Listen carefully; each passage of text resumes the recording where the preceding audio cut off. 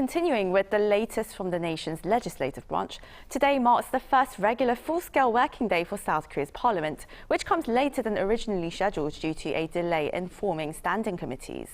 For what was behind the delay and about the parliament's unique standing committee system, we have our political correspondent Lee Kyung-eun here in the studio. Kyung-eun, hello. Hi. First of all, could you tell us what has been going on in the nation's legislative branch? Well, following a series of negotiations over the past month and a half, rival parties finally decided on how to share standing committees just last Friday, and that marks 53 days since the first half of this assembly session ended. So under the final agreement, the ruling People Power Party will head a total of 7 committees, while the majority Democratic Party will take 11.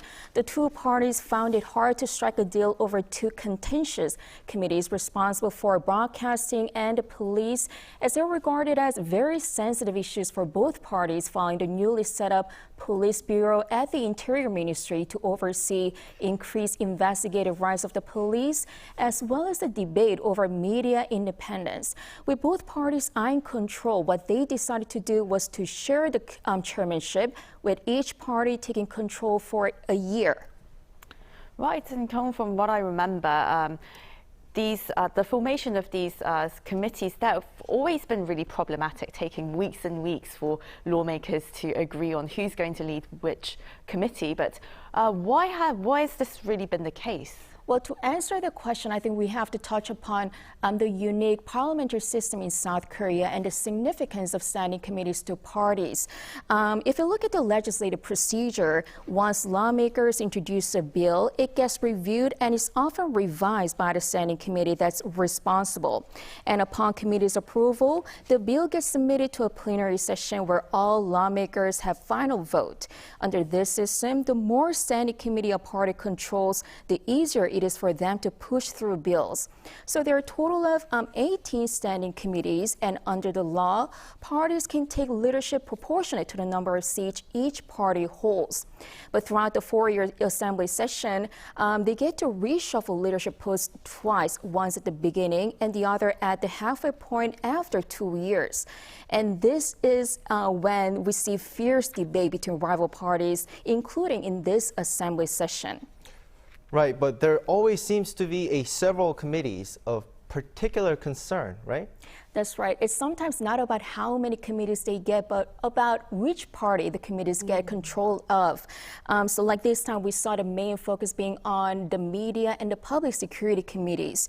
But traditionally speaking, 3 standing committees are deemed most critical. First, budget, where the government's spending plans are approved. Second is the one in charge of issues related to the presidential office. And lastly, the Judiciary Committee, which has the authority to review, revise, and even reject bills before they go to a final vote. So technically, it serves as the upper house. So the chairmanship of the Judiciary Committee has usually gone to the party with the second most seats, or the party with the most seats takes the Assembly Speaker position.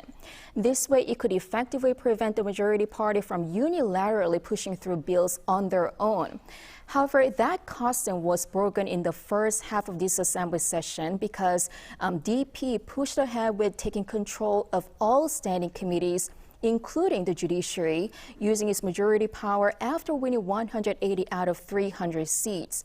It later vowed to transfer the chairmanship to the PPP in the second half, which is now, but that transfer process was also very rocky, resulting in weeks of negotiations. To prevent related controversies from causing delays to the opening of the assembly session in the future, lawmakers have set up a special provisional committee on political reform. Among the items on the agenda are reviewing ways to reduce legislative authority of the Judiciary Committee as a way to root out the source of disputes, as well as enacting a law that prohibits lawmakers from leaving the parliament inactive. Well, now that this political tug of war is over, hopefully we'll see our lawmakers get to work with our taxes, right? And well, thank you very much for your report, our political correspondent Lee Kyung-eun. Thank you.